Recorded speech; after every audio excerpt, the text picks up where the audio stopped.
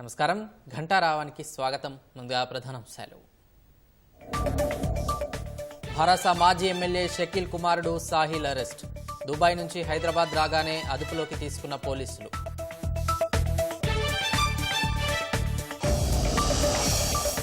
గ్యారంటీల హామీలపై ఇంటింటి ప్రచారం చేపట్టండి.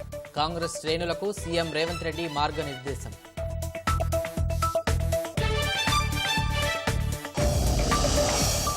ఉగాది తర్వాత లోక్సభ ఎన్నికల ప్రచారంలో కేసీఆర్. 13న చేవెళ్ల బహిరంగ సభకు భారస అధినేత.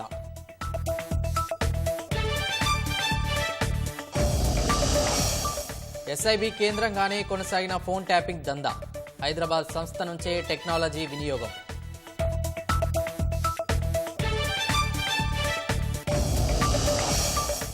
ఆశించిన ఫలితాలు రాకుంటే రాహుల్ పక్కకు తప్పుకోవాలి. మొండి వైఖరి వేడి వేరే వారికి పార్టీ పగ్గాలివ్వాలని పీకే సూచన.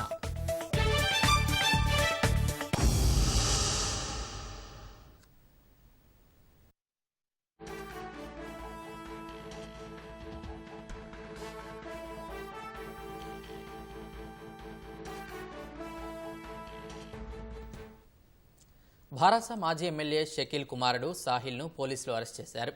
ప్రజాభవన్ ముందు రోడ్డు ప్రమాదం కేసులో నిందితుడిగా ఉన్న సాహిల్ ప్రమాదం జరిగిన తర్వాత దుబాయ్కి పారిపోయాడు. ఇప్పటికే సాహిల్కు పోలీసులు లుకౌట్ నోటీసులు జారీ చేశారు. ఈరోజు సాహిల్ దుబాయ్ నుంచి హైదరాబాద్కు తిరిగి రాగానే పోలీసులు అరెస్ట్ చేశారు.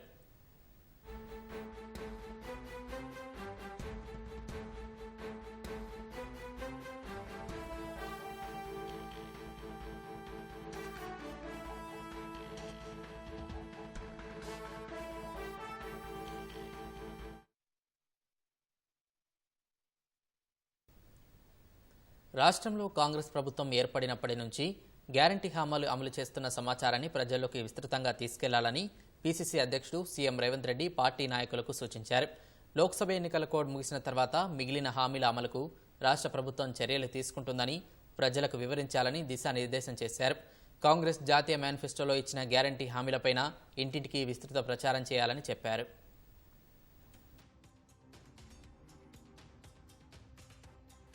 సికింద్రాబాద్, వరంగల్ లోక్సభ నియోజకవర్గాలకు చెందిన నేతలు, మంత్రులు, ఎమ్మెల్యేలతో సీఎం రేవంత్ రెడ్డి తన నివాసంలో వేర్వేరుగా సమీక్షలు జరిపారు. నాయకులందరూ కలిసికట్టుగా పనిచేస్తే లోక్సభ ఎన్నికల్లో విజయం సునాయాసమేనని ధీమా వ్యక్తం చేశారు. భారాసకు ప్రజల్లో బలం లేదని, ఆ పార్టీకి ఓటు వేస్తే వృధాయే అన్న నినాదంతో ముందుకెళ్లాలని చెప్పారు. ప్రతి పోలింగ్ బూత్ పరిధిలో చురుగ్గా పనిచేసే పార్టీ కార్యకర్తలను గుర్తించాలని, వారితో ఇంటింటి ప్రచారం చేయించాలని సూచించారు. ఇతర పార్టీల నుంచి చేరికలు, సామాజిక వర్గాల వారీగా ఓటర్ల వివరాలను ఆయన ఆరా తీశారు. అసెంబ్లీ ఎన్నికల్లో వచ్చిన మెజార్టీల కన్నా రెట్టింపు ఆధిక్యంతో లోక్సభ ఎన్నికల్లో కాంగ్రెస్ అభ్యర్థులు గెలిచేలా కృషి చేయాలన్నారు. పోలింగ్ బూత్ స్థాయి నుంచి మండల, అసెంబ్లీ, లోక్సభ నియోజకవర్గ స్థాయి వరకు పార్టీ ప్రచార కమిటీలు ఏర్పాటు చేసుకోవాలని సూచించారు.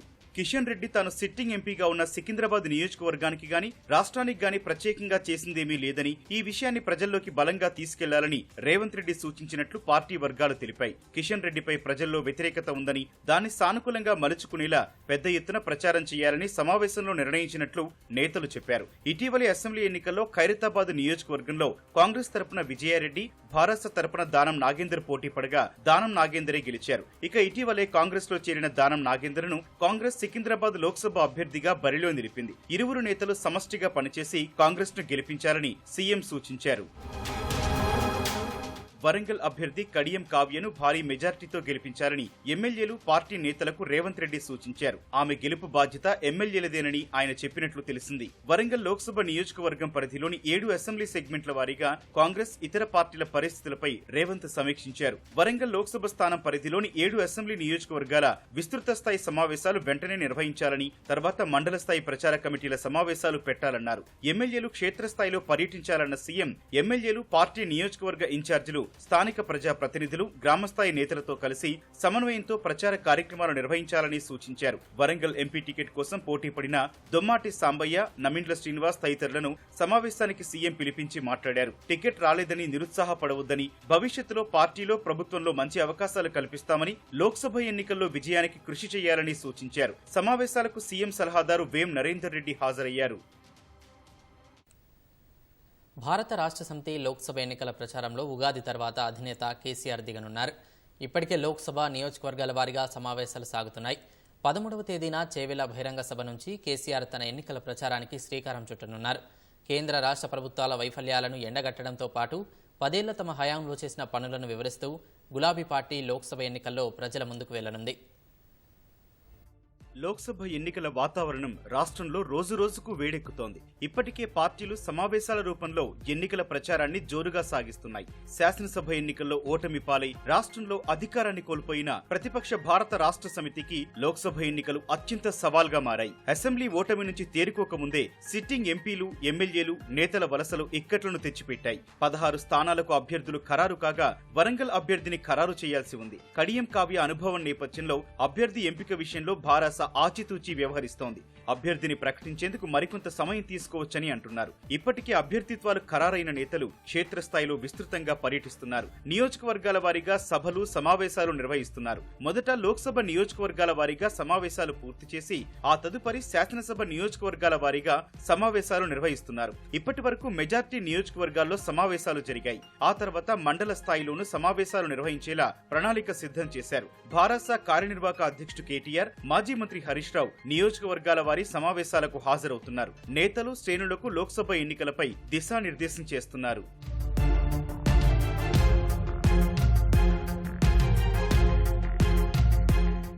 ఉగాది పండుగ తర్వాత గులాబీ పార్టీ ప్రచారం మరింత ఉధృతమవుతుందని పార్టీ వర్గాలు చెబుతున్నాయి. అధినేత కేసీఆర్ ఎన్నికల ప్రచారంలో దిగనున్నారు. 13వ తేదీన చేవెళ్ల వేదికగా జరగనున్న బహిరంగ సభలో కేసీఆర్ పాల్గొంటారు. 15వ తేదీన మెదక్లోనూ కేసీఆర్ సభ జరగనుంది. ఆ తర్వాత మిగతా నియోజకవర్గాల్లో గులాబీ దళపతి లోక్సభ ఎన్నికల ప్రచారం నిర్వహించనున్నారు. ఈ దఫా ఎక్కువగా బస్సు యాత్రలు, రోడ్ షోల ద్వారా ప్రచారం నిర్వహించేందుకు కేసీఆర్ సిద్ధమయ్యారు. అన్ని నియోజకవర్గాలను చుట్టి వచ్చేలా ప్రణాళిక సిద్ధం చేస్తున్నారు. కేసీఆర్ తో పాటు కేటీఆర్, హరీష్ రావు విస్తృతంగా ఎన్నికల ప్రచారం నిర్వహించనున్నారు. కేంద్రంలోని భాజపా, రాష్ట్రంలోని కాంగ్రెస్ ప్రభుత్వాల వైఫల్యాలే ప్రధాన అస్త్రాలుగా భారస లోక్సభ ఎన్నికల ప్రచారం చేపట్టనుంది. ఇదే సమయంలో 10 ఏళ్ల భారస హయాంలో రాష్ట్రంలో అమలు చేసిన అభివృద్ధి, సంక్షేమ కార్యక్రమాల లబ్ధిని వివరించేందుకు సిద్ధమైంది. ఎండిన పంటల పరిశీలన సందర్భంగా సూర్యాపేట, సిరిసిల్లలో ప్రభుత్వంపై ఘాటు వ్యాఖ్యలు చేసిన కేసీఆర్ లోక్సభ ఎన్నికల్లో తగిన తీర్పు ఇవ్వాలని ప్రజలకు విజ్ఞప్తి చేశారు. దానికి కొనసాగింపుగా రాష్ట్రంలో ప్రస్తుతం నెలకొన్న పరిస్థితులు, ప్రస్తుత కాంగ్రెస్ ప్రభుత్వ వైఖరిని,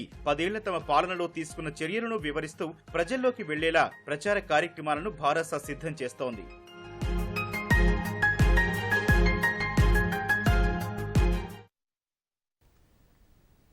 లోక్సభ ఎన్నికల ప్రచార బరిలో పార్టీలు దూసుకెళ్తున్నాయి.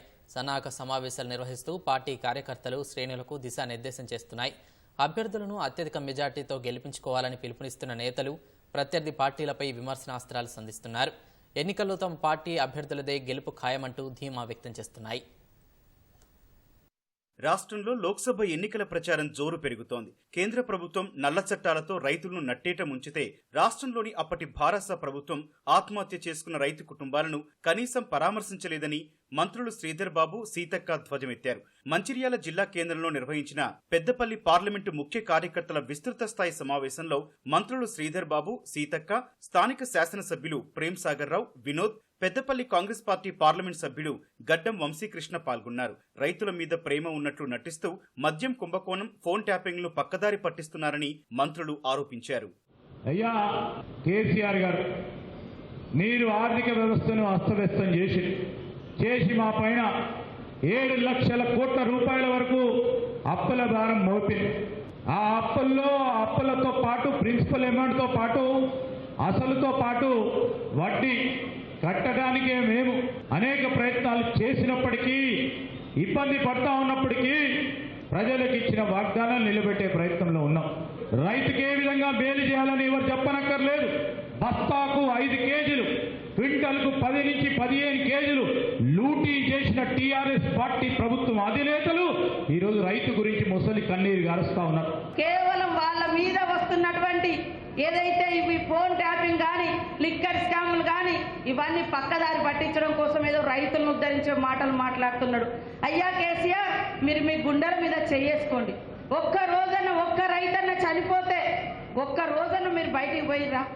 అనేక మంది యువకులు ఉద్యోగ ఉపాధి లేక ఆత్మహత్య చేసుకుంటే కనీసం తల్లిదండ్రులు కడసారి చూసుకొని కడుపు నిండా ఏడ్చుకోవడానికి కూడా అవకాశం ఇవ్వకుండా రాత్రే వాళ్ళ దహనాన్ని చేసినటువంటి దుర్మార్గపు బీఆర్ఎస్ పాలన మర్చిపోయిరా ప్రజలు ఇప్పుడే నేను అంటా ఉన్నా.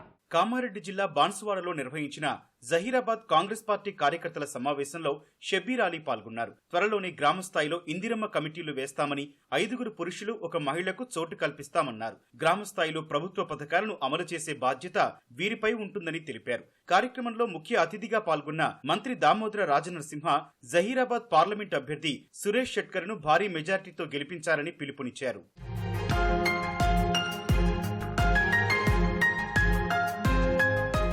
కాంగ్రెస్ జనజాతర సభ ఫ్లాప్ అయిందన్న భారస నేత గట్టు రామచంద్రరావు మోదీతో సంబంధాలు పెట్టుకున్న రేవంత్ రెడ్డి, రాహుల్ గాంధీ పరువు తీశారని ఆరోపించారు. ముఖ్యమంత్రి పదవి పోయిన తర్వాత ముందు జైలుకెళ్లేది రేవంత్ రెడ్డి అని వ్యాఖ్యానించారు. రాష్ట్రంలో కొత్త ప్రభుత్వం వచ్చిన 4 రోజుల్లోనే 6 కాంగ్రెస్ ఎమ్మెల్యేలు తమకు టచ్లోకి వచ్చారన్నారు. గవర్నమెంట్ ఏర్పడిన 4 రోజుల్లోనే 6 ఎమ్మెల్యేలు కాంగ్రెస్ ఎమ్మెల్యేలు నాతో టచ్లోకి వచ్చారు. ఆ రోజు నేను కేసీఆర్ని అడిగినాం, ఈ గవర్నమెంట్ ఏదో ఘోరంగా ఉందంటే వద్దు దీన్ని పడేయద్దు, 5 ఏళ్ళు పరిపాలించనియండి, జనంలో వాళ్ళు వ్యతిరేకత రావాలి తప్ప మనం టచ్ చేయొద్దు అన్నాడు. అప్పుడు కనుక టచ్ చేయాలని కేసీఆర్ హామీ ఇచ్చి ఉంటే ఇలా ఈ గవర్నమెంట్ ఉండేది కాదు. మేము చిత్తశుద్ధితో ఉన్నాం. ఎస్, నువ్వు పరిపాలించు, నీకు అవకాశం ఇచ్చారు. ప్రజాస్వామ్యంలో నీకు ఒక అవకాశం వచ్చింది, నువ్వు పరిపాలించు, ప్రజలకు మేలు చేయి, ప్రజలను ఆకట్టుకో. ఎస్, మా ప్రయత్నాలు మేము చేస్తాం. ఇది కావాలి. ఈ రోజు కూడా నీకు పార్లమెంటులో పోటీ చేయాలంటే టీఆర్ఎస్ నుంచి వచ్చే తప్ప నీకు అభ్యర్థులు లేరా. ఇలా టీఆర్ఎస్ని పట్టకపోవాలి, అభ్యర్థిగా పెట్టాలి. ఎంత పలుకుబడి ఉన్న వ్యక్తికి రేవంత్ రెడ్డి అంటే స్వయంగా తన ప్రాతినిధ్యం వహిస్తున్న మల్కాజ్గిరి పార్లమెంటులో ఒక్క అసెంబ్లీ కూడా గెలుచుకునేంత సత్తా లేని వ్యక్తి. ఖమ్మం జిల్లా పాలేరు నియోజకవర్గంలో నిర్వహించిన ఎన్నికల ప్రచారంలో ఖమ్మం లోక్సభ భాజపా అభ్యర్థి తాండ్ర వినోదరావు పాల్గొన్నారు. కాంగ్రెస్ ఇచ్చిన 6 గ్యారంటీలు అమలు కాబోవని తెలిసే మోసపూరిత వాగ్దానాలు చేసిందని ఆరోపించారు.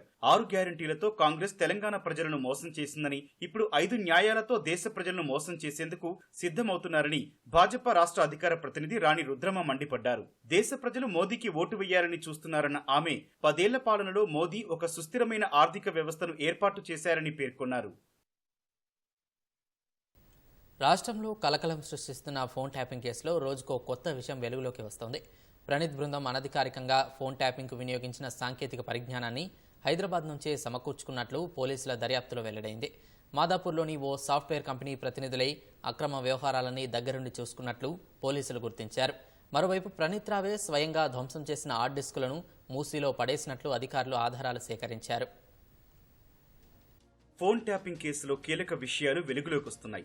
మాదాపూర్లోని ఓ ఇన్నోవేషన్ ల్యాబ్ ఫోన్ ట్యాపింగ్ కు సంబంధించిన టెక్నాలజికల్ టూల్ ను అందించే కన్సల్టెన్సీగా వ్యవహరించినట్లు తేలింది. టెలికమ్యూనికేషన్ రంగంలో అపార అనుభవం ఉన్న ఆ కంపెనీ ద్వారానే సాఫ్ట్వేర్ ను సమకూర్చుకున్న ప్రణీత్ బృందం దాన్ని అక్రమ వ్యవహారాలకు వినియోగించినట్లు దర్యాప్తు అధికారులు గుర్తించారు. ఎస్ఐబిలోని 2 ప్రత్యేక గదుల కేంద్రంగా ఈ దందా సాగించినట్లు ఇప్పటి వరకు జరిగిన దర్యాప్తులో తేలింది. ప్రధానంగా 2023 శాసనసభ ఎన్నికల నియమావళి అమల్లో ఉన్న సమయంలో ప్రణీత్ బృందం సాంకేతిక నిఘాను విస్తృతంగా వినియోగించింది. భారాస ప్రత్యర్థి పార్టీల తరపున బరిలో నిలిచిన అభ్యర్థులకు ఆర్థిక వనరులు అందించే వ్యాపారులను లక్ష్యంగా చేసుకుని నిఘా ఉంచారు. అలాంటి వారి ఫోన్లను ట్యాప్ చేయడం ద్వారా లభించిన సమాచారాన్ని హైదరాబాద్ సహా జిల్లాల్లోని పోలీసులకు అందించారు. అలా దొరికిన సొమ్ము ఎన్నికల కమిషన్ ఆధీనంలోకి వెళ్లకుండా ప్రత్యేక ప్రణాళిక రచించారు. ఈ క్రమంలోనే ఆ సొమ్ముకు హవాలా రంగు పులిమి పోలీస్ కేసులు నమోదు చేయించి జప్తు చేయించారు. అలా చేస్తేనే ప్రత్యర్థి పార్టీల అభ్యర్థులను ఆర్థికంగా కట్టడి చేసినట్లవుతుందనేది ప్రణీత్ బృందం కుట్రగా దర్యాప్తు క్రమంలో వెల్లడైంది.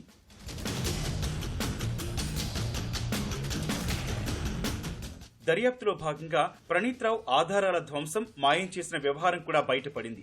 ఎన్నికల ప్రక్రియ పూర్తి కాగానే ఫోన్ ట్యాపింగ్ ప్రక్రియను నిలిపివేశారు. ఎస్ఐబిలోని 17 కంప్యూటర్లలోని 42 హార్డ్ డిస్కులను పూర్తిగా తీసేశారు. వాటి స్థానంలో కొత్త వాటిని అమర్చారు. ఈ కారణంగా మావోయిస్టులకు సంబంధించిన సమాచారం సైతం లేకుండా పోయింది. అనంతరం ప్రణీత్ స్వయంగా ఎలక్ట్రీషియన్ ను తీసుకెళ్లి ఎస్ఐబిలోనే ఎలక్ట్రిక్ కట్టర్లతో కట్ చేయించారు. ధ్వంసం చేసిన హార్డ్ డిస్కులను బైక్ పై 2 విడతలుగా ఒక్కడే తీసుకెళ్లి మూసీ నదిలో పడేశారు. రెండో కంటికి తెలియకుండా ఉండాలనే ఉద్దేశంతోనే అలా చేసినట్లు దర్యాప్తు బృందం గుర్తించింది. అతడిచ్చిన సమాచారం ఆధారంగా నాగోల్ బ్రిడ్జి కింద మూసీ నదిలో హార్డ్ డిస్కుల శకలాలను స్వాధీనం చేసుకున్నారు.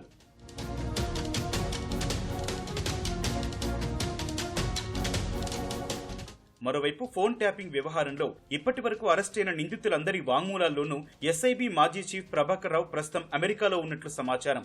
అయితే ప్రణీత్ రావుపై గత నెల 10న ఎఫ్ఐఆర్ నమోదైన మరుసటి రోజే ప్రభాకర్ రావు, రాధా కిషన్ రావు, మీడియా సంస్థ నిర్వాహకులు సైతం విదేశాలకు వెళ్లడం చర్చనీయాంశంగా మారింది. తాజా దర్యాప్తులో మాత్రం ప్రభాకర్ రావు ఫిబ్రవరి 13నే అమెరికా వెళ్లేందుకు టికెట్ బుక్ చేసుకున్నట్లు తేలింది. దీర్ఘకాలిక వ్యాధితో బాధపడుతున్న ఆయన శస్త్రచికిత్స నిమిత్తం వెళ్లినట్లుగా ఇమ్మిగ్రేషన్ నుంచి సేకరించిన వివరాల ఆధారంగా దర్యాప్తు అధికారులు గుర్తించారు. కానీ పోలీసుల విచారణలో ప్రణీత్ నేరం అంగీకరించడంతో పాటు ధ్వంసమైన హార్డ్ డిస్కుల గురించి నోరు విప్పక తప్పలేదు. మంత్రి తుమ్మల నాగేశ్వరరావు ఆదేశాలతో గోదావరి వంతెన పనులు శరవేగంగా సాగుతున్నాయి. ఆ వంతెన అందుబాటులోకి వస్తే 4 రాష్ట్రాలకు మేలు జరగనుంది.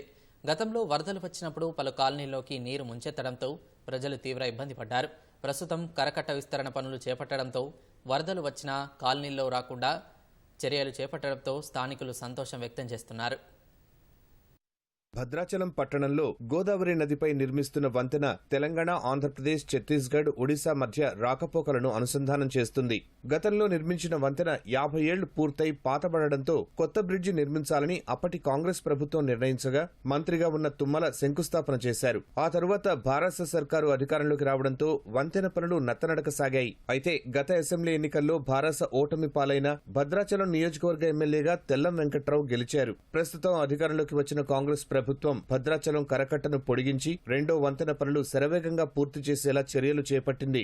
పనులు తొందరగా పూర్తి చేయడానికి మంత్రి తుమ్మల ₹1 కోటి నిధులు విడుదల చేయించారు. వారం వారం అధికారులతో సమీక్షా సమావేశాలు నిర్వహిస్తూ ఏప్రిల్ 17న భద్రాచలంలో జరిగే సీతారాముల కళ్యాణం వరకు 2వ వంతెన పూర్తి చేయాలని అధికారుల్ని ఆదేశించారు. ఈ నేపథ్యంలో కలెక్టర్ ప్రియాంక ఆలా ఇతర అధికారులు 2వ వంతెన పనులు పూర్తి చేసేలా చర్యలు చేపట్టారు. గోదావరిపై కరకట్ట నిర్మించి చాలా కాలమైంది. కూనవరం రోడ్డులో సుమారు 700 మీటర్ల మేర కరకట్ట పోయకుండా మిగిలిపోవడంతో అటువైపు నుంచి వరద నీరు వచ్చి శాంతినగర్, సుభాష్ నగర్ కాలనీలు ప్రతి ఏటా ముంపున గురవుతున్నాయి. ఆ కాలనీల్లో సుమారు 10,000 కుటుంబాలు నివసిస్తున్నాయి. ప్రతి ఏడాది వచ్చే వరద కంటే 2023లో గోదావరి వరద కొంతమేరకు తక్కువగా రావడం వల్ల ఇబ్బంది రాలేదు. ప్రస్తుతం అధికారంలోకి వచ్చిన ప్రభుత్వం గోదావరి వరదలపై సమీక్షించి మళ్లీ వర్షాలు వచ్చేలోగా కాలనీలు ముంపు బారిన పడకుండా ముందస్తు చర్యలు చేపట్టింది. కరకట్ట విస్తరణ పనులతో పాటు 8 ఏళ్లుగా నత్తనడకన సాగుతున్న గోదావరి 2వ బ్రిడ్జి పనులు తొందరలో పూర్తి చేయాలని ఆదేశించింది. వచ్చే వర్షాకాలం నాటికి భద్రాచలంలోని లోతట్టు బాధితుల మొహాల్లో ఆనందం కనబడుతుందని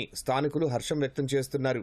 2022 గోదావరికి మొత్తం భద్రాచలంలో ఉన్న అన్ని కాలనీలు మునిగి చాలా నష్టపోవడం జరిగింది. అందులో మెయిన్ సుభాష్ నగర్ చాలా నష్టపోయాం. గత ప్రభుత్వం దాన్ని కరకట్ట శాంక్షన్ చేయడం జరిగింది. ఏ కారణాల చేత ఎలక్షన్ రావడం వల్ల దాన్ని ఆగిపోవడం జరిగింది.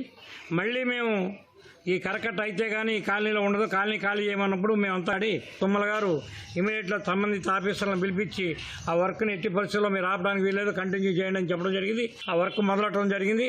దానివల్ల మేమంతా కూడా భద్రాచలం వాల్సింది కానీ గుండె మీద చేసుకుని హాయిగా ఉండొచ్చు అనే ధైర్యం ఇప్పుడు వచ్చింది. బ్రిడ్జి సర్వేగంగా పూర్తి అవుతుంది, త్వరలోనే ప్రారంభం అవుతుంది. ఇప్పుడు కూడా కరకట్ట ఎత్తు పెంచడం కోసం మరి దాని గురించి కూడా నిధుల్ని సేకరించి ప్రారంభిస్తున్నారు. ఈ కనుక భద్రాచల ప్రాంతాన్ని అభివృద్ధి చేయడంలో తుమ్మల నాగేశ్వరరావు గారు శ్రద్ధ చూపిస్తారు. అలాగే 5 పంచాయతీలు కూడా భద్రాచలంలో కలపడానికి ఆయన కృషి చేస్తారని మీ అందరికీ తెలియజేస్తూ 2వ వంతెన పనులు శరవేగంగా సాగుతుండటంపై స్థానికులు ఆనందం వ్యక్తం చేస్తున్నారు. సార్వత్రిక ఎన్నికల్లో కాంగ్రెస్ పార్టీకి ఆశించిన ఫలితాలు రాకుంటే ఆ పార్టీ అగ్రనేత రాహుల్ గాంధీ పక్కకు తప్పుకోవడం మంచిదని ఎన్నికల వ్యూహకర్త ప్రశాంత్ కిషోర్ అన్నారు. గత 10 సంవత్సరాలుగా రాహుల్ గాంధీ కాంగ్రెస్ను నడుపుతున్నప్పటికీ ఆ పార్టీకి సరైన విజయం దక్కలేదని పేర్కొన్నారు. అలాంటప్పుడు రాహుల్ విరామం తీసుకోవడం వల్ల వచ్చే నష్టం లేదని పీటీఐ ఎడిటర్లతో మాట్లాడుతూ ప్రశాంత్ కిషోర్ చెప్పారు. రాహుల్ గాంధీ పక్కకు తప్పుకొని వేరే వాళ్లకు కాంగ్రెస్ పగ్గాలను అప్పగించాలని సూచించారు. మాజీ ప్రధాని రాజీవ్ గాంధీ హత్య తర్వాత కాంగ్రెస్ అగ్రనేత సోనియా గాంధీ రాజకీయాలకు దూరంగా ఉన్నారన్న విషయాన్ని ప్రశాంత్ కిషోర్ గుర్తు చేశారు. 1991లో దివంగత ప్రధాని పివి నరసింహరావుకు బాధ్యతలు అప్పగించారని పేర్కొన్నారు. ప్రపంచవ్యాప్తంగా మంచి నాయకుల ముఖ్య లక్షణాన్ని పేర్కొన్న ఆయన వాళ్ళు ఏ అంశాల్లో వెనుకబడి ఉన్నారో తెలుసుకొని వాటిని సరిచేసుకోవడానికి యత్నిస్తారని చెప్పారు.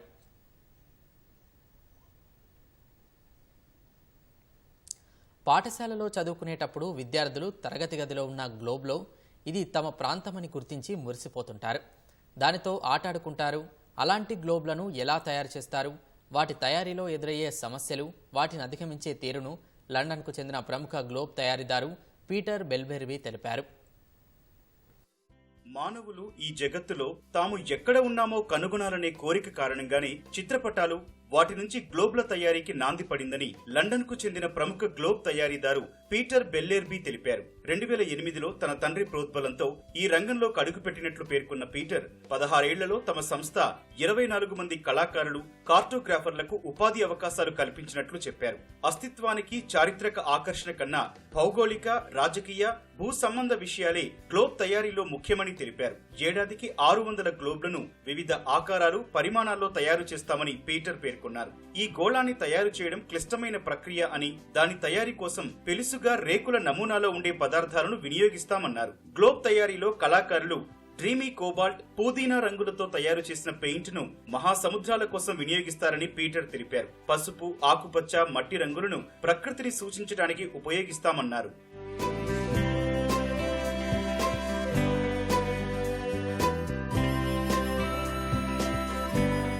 గ్లోబ్ తయారీలో కొన్ని సరిహద్దులను గుర్తించడంలో అనేక ఇబ్బందులు ఎదుర్కోవాల్సి వస్తుందని ప్రముఖ గ్లోబ్ తయారీదారు పీటర్ తెలిపారు. భారత్, చైనా, పాక్, ఉత్తరాఫ్రికా, మధ్యప్రాచ్యం వంటి దేశాల్లోని వివాదాస్పద సరిహద్దులను గుర్తించేటప్పుడు తరచూ సంబంధిత అధికారులతో సవాళ్లు ఎదురవుతుంటాయని పీటర్ తెలిపారు. చైనా నిర్ణయం కారణంగా తైవాన్ను చైనీస్ తైపీగా గుర్తిస్తామని వెల్లడించారు.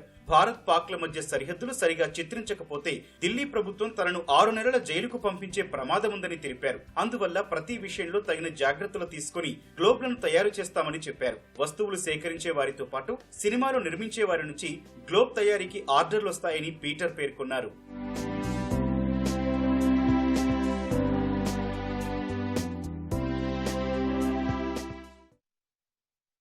పిల్లుల పెంపకం విషయంలో జంతు ప్రేమికులు ఎంతో ఆసక్తి చూపుతున్నారు. దీంతో మార్కెట్లో ఒక్కో దాన్ని 3,000 నుంచి గరిష్టంగా 10,000 రూపాయల వరకు వెచ్చించి కొనుగోలు చేస్తున్నారు.